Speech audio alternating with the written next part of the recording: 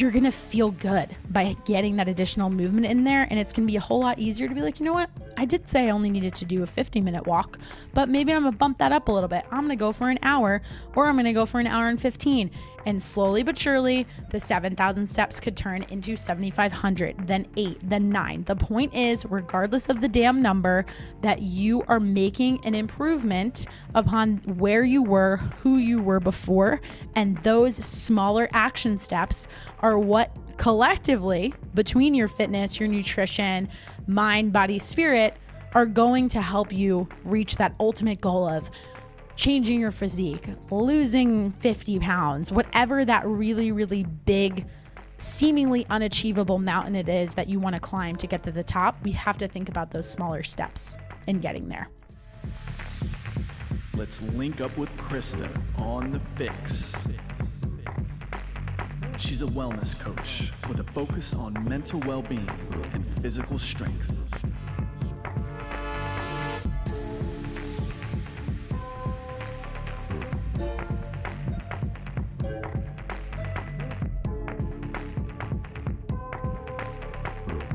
What is happening, Fix listeners? Welcome to episode 41 of the podcast. I'm back for another solo episode. Appreciate everybody for tuning into the last one. That was 2 weeks ago, in case you missed it. Would love for you guys to check that one out. I talked all about the top 9 lessons that I've learned over the past year as a solopreneur, and how a lot of those can be translated to your fitness, nutrition, wellness journey. Today, I'm back with another conversation that is going to talk about a lot of different things. And I'm grounding this in an upcoming challenge that, for those of you who follow me over on my Instagram at the Krysta Huber, might have seen me post about a little bit. It kicks off, if you were listening to this episode on Thursday, the day that it drops, September 30th, it kicks off tomorrow. It is the 550 challenge. Now, if you've been following me for a little bit, if you've heard me talk about this on my show, on other podcast episodes that I've done, you guys know that a few months ago, I participated in the 75 Hard Challenge created by Andy Frisella, the founder of First Form. Wanted to do it for a long time, had stopped, started, and then finally come March, I was like, you know what? I'm going for it. It was one of the best things I've ever done. It's a mental toughness challenge, and it is freaking tough. No sugarcoating it. A lot of people out there want to poo-poo it, say that it's too restrictive, call it a diet. It's actually not a diet, but that's a podcast for another day, and really something that Andy covers pretty well on his own show when he discusses some of the criticism that he gets against it. That is actually really good PR. But anyways, I digress. What I really want to talk about is how that challenge has now impacted the rest of my life in such a way that I want other people to be able to experience it, but maybe with a few tweaks here and there. If you are somebody who feels like it is a little bit restrictive or it seems too difficult, I got together with one of my great friends and mentors, Jay Ciano, his amazing wife, Danielle Ciano, and we are gearing up for our version of this challenge called 550. It is 5 activities every single day, you guessed it, for 50 days. And this group that we are assembling, putting together, an accountability program that we are creating, is actually a part of a larger mission that I think at some point I'll actually have Jay come on the podcast and talk about. It would be awesome to hear from him and his whole story and his background in real estate. But it's just a way to really level up as an individual. If you want to be your best self, if you want to execute discipline, you guys know how I feel about motivation. I think it is utter bullshit. And I think there's times when it works, but it's usually the thing that gets you started. And it's definitely not the thing that keeps you going. Then this is the challenge for you. It consists of the following. I'm going to break it all down, and then I'm actually going to talk about a few elements of it that we've already gotten a few questions on in terms of members who have joined our accountability group. I will provide links in the show notes to that accountability group. If after listening to this, you're interested, want to join, want to participate in it, we'd love to have you. I've also got it linked over in my Instagram profile if you're already connected with me there. And we're just going to run through it. I'm going to give you the 411. I'm going to explain to you what I think you can get out of it based on my own experience, why I'm excited about it, and all that good stuff. So here we go. So what is the 550 challenge? Now that I've been talking about it for a couple minutes and still haven't laid it out.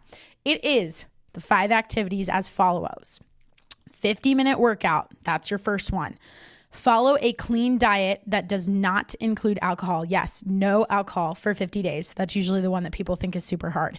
Second, 50-minute workout. So it's 2 workouts total, treating those as 2 different activities. If you want to do them back to back, that is totally fine. The goal here, though, is to really get you to think about one of these as more of a recovery. So in my personal opinion, I'd even go so far as to say to make that second workout a walk or your first one, doesn't matter which.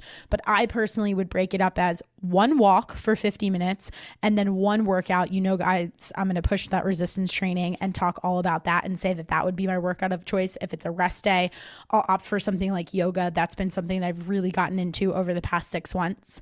And then the last 2 are read 10 pages of a book and drink 1 gallon of water every single day. The idea behind this is to be so consistent that you stick to it and commit to it every single day. There is the caveat that if you miss one of the activities, you're typically encouraged to start back from the beginning to really truly be honest with yourself in seeing whether you can commit to something no matter what other circumstances come your way in that day. And hint, hint, my best advice is to be a planner. That is how you make this successful and it not seem as difficult as it might sound as I'm sitting here rattling off all of the details of it. But it's just really to show you that there are just a few things that if you can make them pillars of your day, you will be an all-around happier, more successful, more disciplined, and really at that more motivated, in my personal opinion, because I think that the discipline ultimately drives the motivation when you start to see those results in the long run. And I'd love for people to be able to look at it that way in every aspect of your life.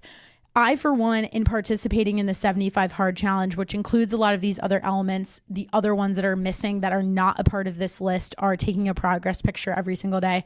I'm not going to lie. I thought that was a little bit annoying and a little bit tedious. And little food for thought, as someone who is a nutrition coach, I obviously encourage my clients to take photos. And I just think every single day is pretty monotonous and sometimes can get you a little too hyper-focused on looking for changes when it takes a few weeks to see them. It was pretty cool to be able to swipe through and see that transformation over time. So I'm definitely not going to knock it for that reason, because I'm usually the person, and I'll throw myself under the bus here in saying this, that I forget to take photos for my coach. And I'm also the coach who's constantly hounding my clients for photos. If you have worked with a coach before and you've ever done any sort of one-on-one accountability coaching, you guys can certainly appreciate that from personal experience.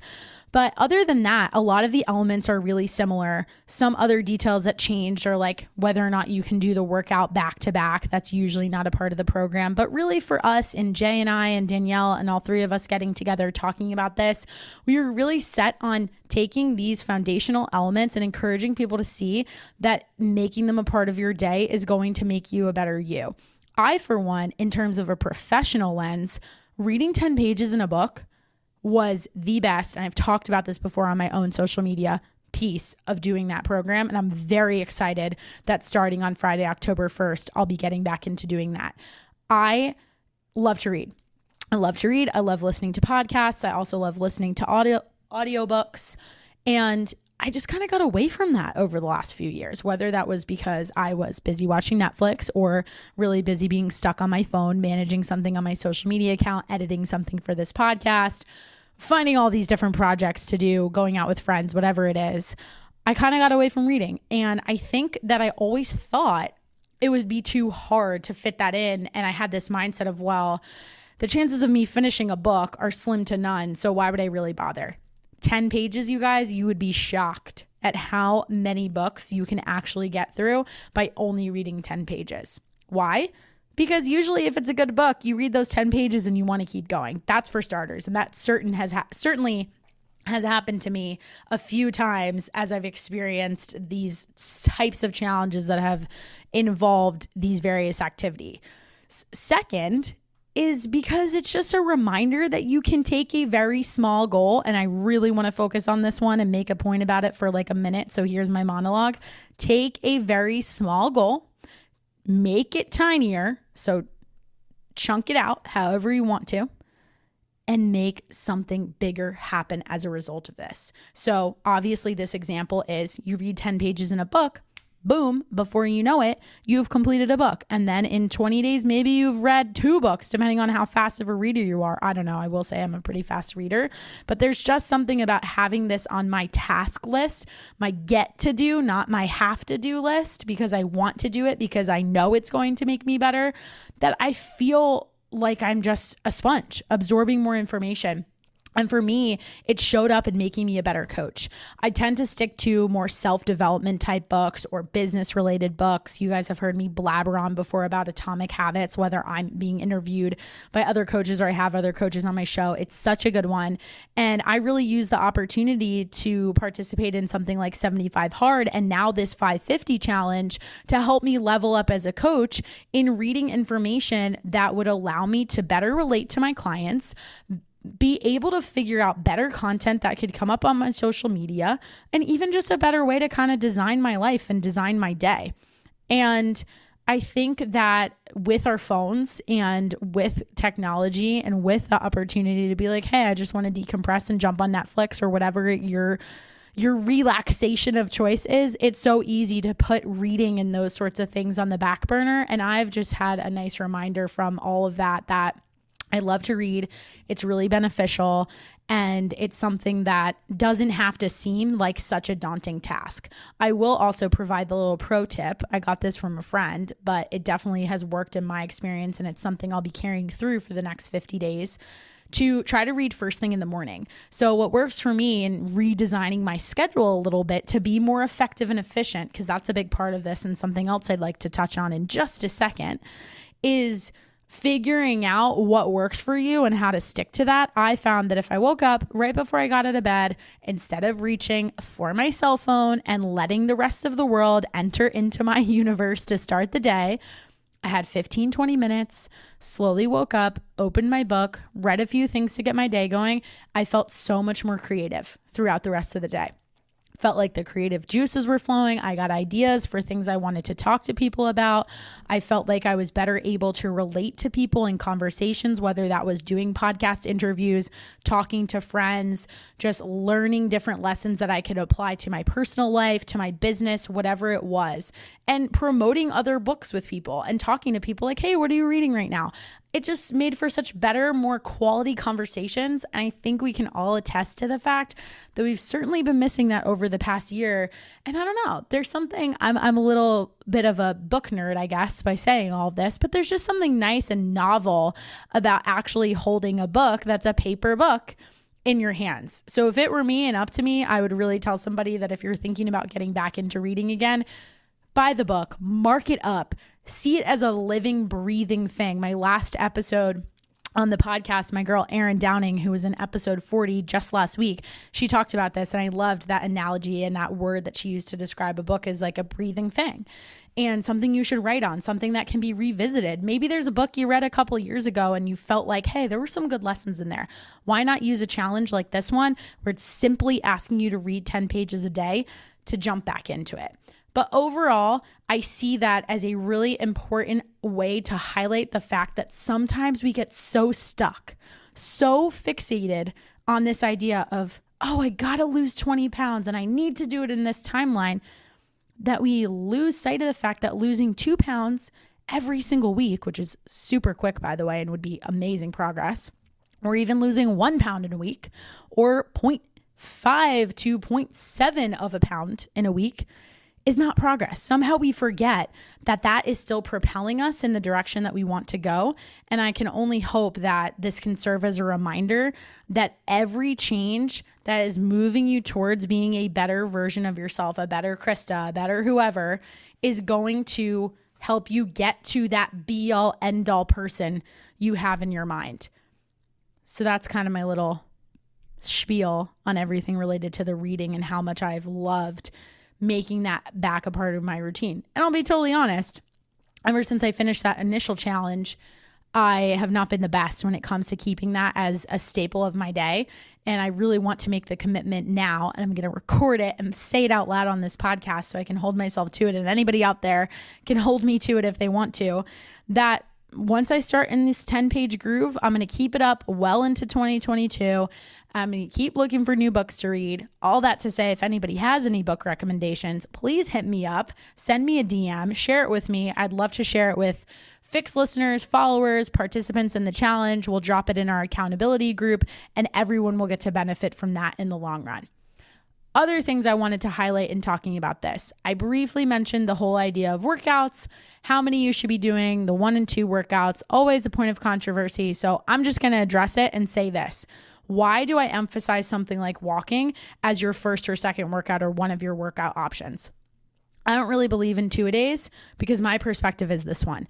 If you needed a second workout, I'm going to go ahead and say that you probably didn't work hard enough in the first one to make that necessary. If you attack your first workout and you put in your best effort, why should you be doing 2? That's for starters. However, the benefits of walking, we know there's a lot of conversation these days around walk more, get your steps. It all comes down to NEAT. Non-exercise activity thermogenesis is totally underrated when it comes to fat loss.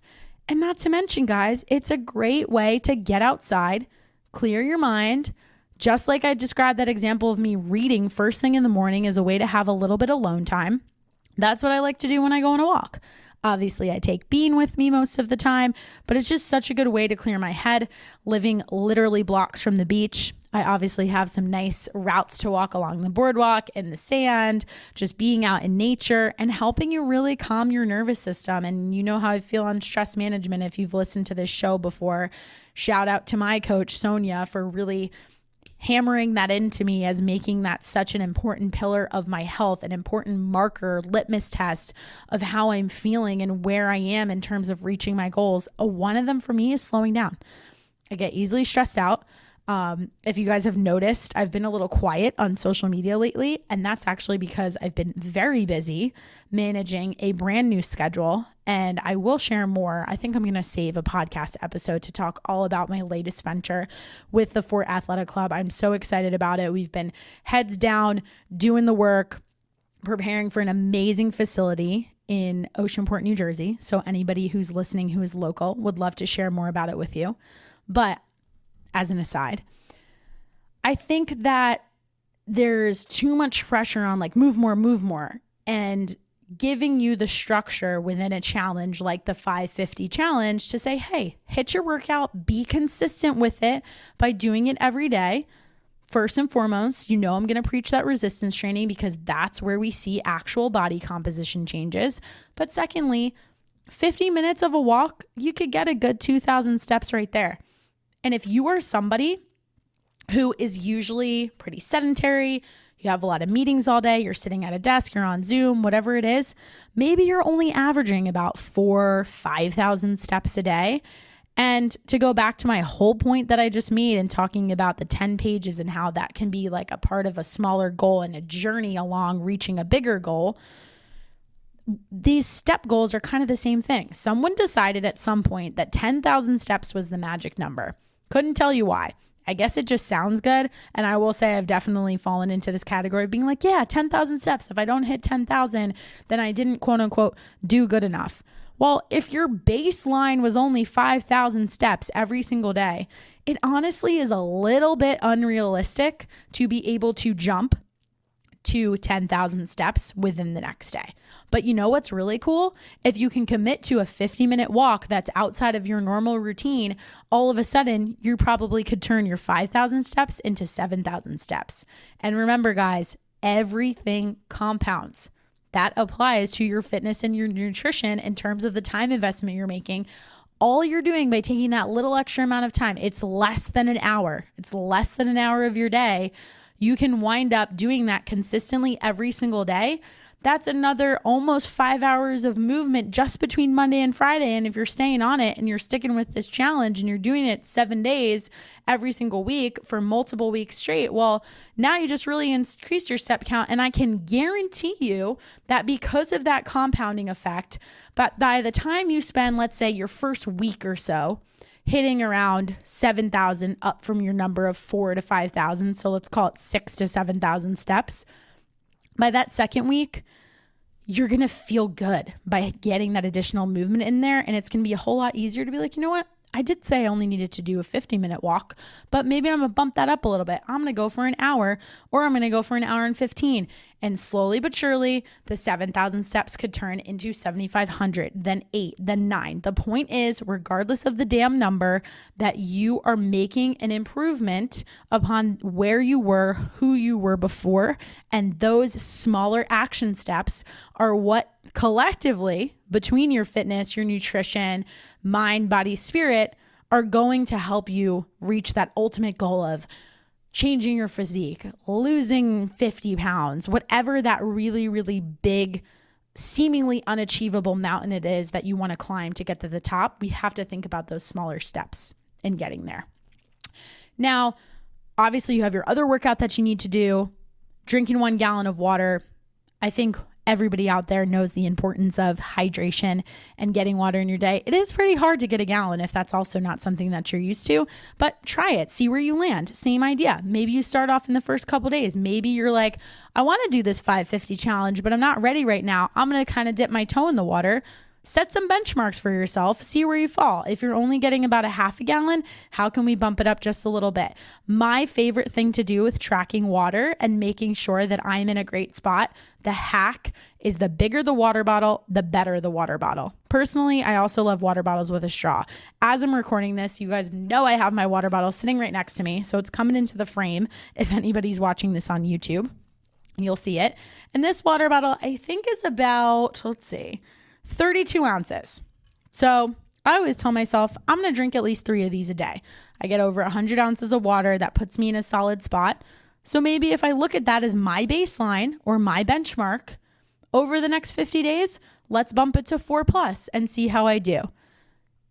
Setting yourself up with a realistic expectation of where you were before and those minor steps to where you want to go make a huge difference.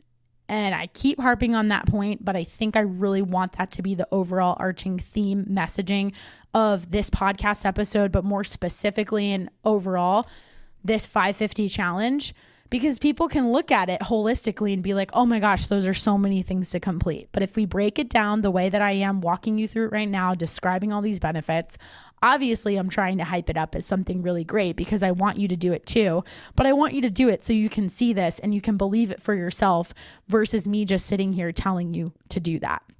Now, the one that I saved for last is the one that I really wanted to dive in a little bit deeper in terms of the science and kind of break down some myths and some language around the words clean, around the words diet, and the 2 words together, clean diet.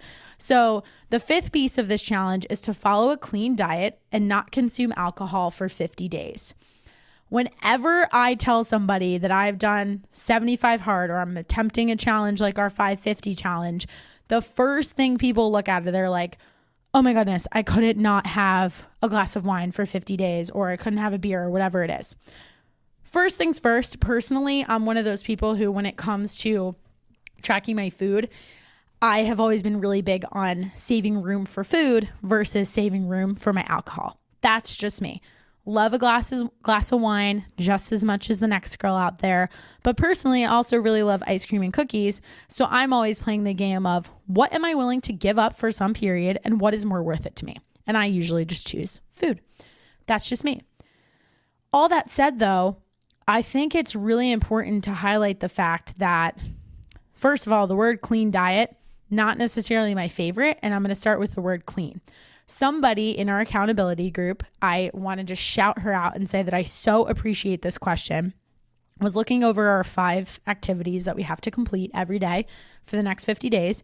And she said, hey, what constitutes a clean diet? Because I'm not so sure that mine is very clean. I love that question. I love that she asked because she wanted to clarify, and it opened up such an interesting, in my opinion, conversation about what that does actually mean. And I think the word clean is a difficult one, and I can make a joke about like, well, is your food actually dirty? It's a funny word. And I think the reason why it's become so common in talking about how to approach your diet, how to improve your diet, I think there's just obviously the association of Clean foods are things that are quote unquote healthier, like your vegetables, all of those obvious sources of nutrients. And the dirty foods would be anything from, say, I don't know, pizza, desserts, whatever. Technically, none of those things are clean versus dirty, but I'm also not one to say there's a list of good foods and bad foods. I believe that you can make anything work as long as you can figure out how to be flexible. And that's where the beauty of actually tracking your food intake comes in, because you build awareness around what you're eating. You measure what your intake is, and then you can make the decisions like what I just described. And do I choose alcohol or do I choose the dessert? Do I choose alcohol or do I choose pasta? In a way that doesn't feel restrictive for you. But people like to use this word clean just to kind of like have this organization in their mind. So for me, when someone asked me this question, I actually took a really similar approach to what I just described in terms of reading 10 pages in a book, increasing your step count, and increasing how much water you're consuming. If you know in your head, okay, these are the healthier foods, these are whole food sources. That's a term that I do love. Getting your vegetables, getting your fruit. Protein sources coming from animal meats or plant-based protein sources over, say, protein bars or protein supplements. There's a time and a place for all of those, given your schedule, given what your day-to-day looks like, given how you need to reach your goals and where your protein is at just based on those whole food sources alone. Then you can kind of supplement in with those other things. But I said to this person in answering the question of what do I consider a clean diet, I told her, look at all of the things that you eat on a daily basis right now. No judgment over them. Trying not to label them as good versus bad, clean versus dirty, and just being honest with yourself. And instead asking the question, what food makes me feel my best? Maybe there's an element there that is what food gives me a lot of satisfaction. And that could be something like pizza, right? Like, who doesn't love eating pizza? It's delicious. It gives you satisfaction. But do you feel your best after eating it? Maybe not. And that's where this good and bad, this clean and dirty, for me, list can kind of come in. So have a piece of paper out. I don't care. Do it in your phone. Put it in your notes section on your phone. And just say to yourself, okay, here's the things I ate today. If you're somebody who already tracks your food, great. Then pull out your MyFitnessPal, whatever app you're using. On this list, what foods made me feel really good? And then write them down. And those should be your foods that you are going to keep as a part of your version of your clean diet. Then you make a list of the foods that didn't make you feel good. And if I had to guess, those would be the foods that I would probably advise somebody to remove first in trying to, quote unquote, clean up their diet. Why do I say that? It sounds kind of elementary, but I think it's really important because I don't think a lot of people really know how to listen to their bodies. And this is where the movement of intuitive eating has really come from. But at the end of the day, it just comes down to biofeedback. It's the same type of information that we get from stepping on the scale. It's a piece of information that's communicating something about how your body functions, about how you feel. Whether you're bloated, whether you're energized, whether you feel like you have brain fog. If you don't pay attention to those things and you eat something just for the sake of it tasting good, that's probably not always going to be the best method in you figuring out exactly what works for you. So that's kind of the clean portion of this. The second portion is the word diet. This is a fun one. And with this, the point that I'd really like to make on this one is I think that the word diet, in my world, I like to think of the word diet as what you're consuming, period. No negative, no positive necessarily. We could say positive connotation to it. And I was talking to my podcast editor about this when we were kind of running through this episode, and I was bouncing ideas off of him to see if everything I was going to cover made sense. And who knows, I'll listen back to this and think that I was rambling for half the time, but hopefully you guys enjoy it. And he said to me, I think what you're really trying to communicate here is that maybe the word diet should be 100% replaced with the word nutrition all the time. And he's so right. Nutrition. To me, that has a very positive, enriching, think the word nutrients, think all the variations of the word nutrition. has a positive connotation, a nourishing connotation, a sense of what can I put into my body? What information can I consume? What thoughts can I have in my head that are going to make me feel really good about myself? Whereas diet has kind of become this like, oh, if you're on a diet rather than what you're consuming. Like, I feel like the word diet in the sense that I think of it is almost sort of clinical, but probably it's become a part of our jargon of, oh, this means you're restricting something. This means you're getting rid of something. And that's not how I want people to look at it. So I'm going to commit to being a little more thoughtful about that word choice and say nutrition instead. Not only the food on your plate, but the people you're surrounding yourself with, the thoughts that you're having, all of that. Anything related to your health, your wellness, both physically and mentally, I would say constitute your diet, aka now your nutrition. So, if you made it this far in the episode, maybe I've convinced you to participate in the 550 challenge. Maybe I've convinced you not to do it. But I'm going to recap all of the activities that we are asking you to do. And that is 2 workouts, 50 minutes apiece. Workout number 1, workout number 2 can either be back to back. You can combine them. You can separate them throughout the day. I'm strongly urging that one of those workouts be considered a walk, something a little more leisurely. Even if you just want to go for a bike ride, get outside though. Enjoy the outdoors, nature, all of the benefits of those things are really important. Next, we've got our clean diet, or our better focus on our own personal nutrition, however you define better, plus no alcohol, reading 10 pages in a book, and drinking 1 gallon of water. If there's any piece of that you want to try, even if you're like, you know what, maybe I can't commit to all 5, that's okay. Maybe there's one on that list that's been super hard for you over the past year. Then pick that one thing, come be a part of our group. We're going to cheer you the heck on the entire way, bringing that positive energy, bringing nutrition advice, bringing fitness advice, encouraging each other by sharing workout ideas. We'll be sharing recipe ideas. All of this is a part of our accountability group, which is literally called 550, and it's powered by a super cool app called Geneva. So I've got the link down to it in the show notes. There is no cost to enter this. It's a completely free program. We've already got over, last I checked, 40 people who are participating in it, and then some, encouraging them to invite friends, family members, coworkers, whoever. We'll be talking about our books that we're reading, sharing ideas there, and just, again, encouraging each other to look at small ways we can make ourselves better. And the last piece I want to emphasize on this entire movement, because I kind of skimmed over this, if it seems overwhelming to try to get through these 5 activities, and listen, there are days when I've tried variations of this challenge when did I have to hit a workout by doing some YouTube yoga pretty late at night? Yes. And those were the points when I felt like I was kind of just checking a box.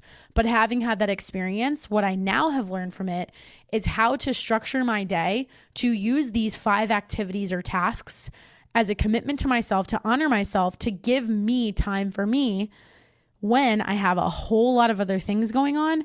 And a lot of it comes down to planning and putting this into my calendar at points where it makes the most sense for me, whether that looks the same every day or not. You know, a lot of times for people, we talk about this with tracking your food often.